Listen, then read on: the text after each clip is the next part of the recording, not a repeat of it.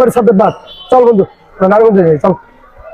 না রে দোস্ত, আমি যাইতে পারবো না তোর লাগে।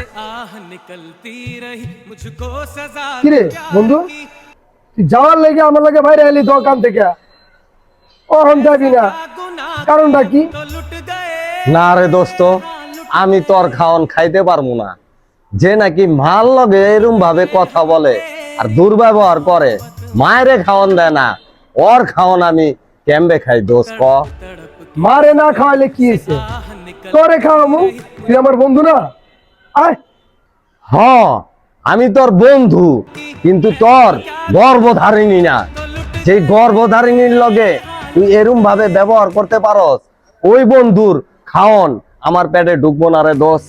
তুই তো ভাগ্যবান যে তোর মা এখনো বাচ্চা আছে, আর আমার মা সেই ছোটকালে দোস্ত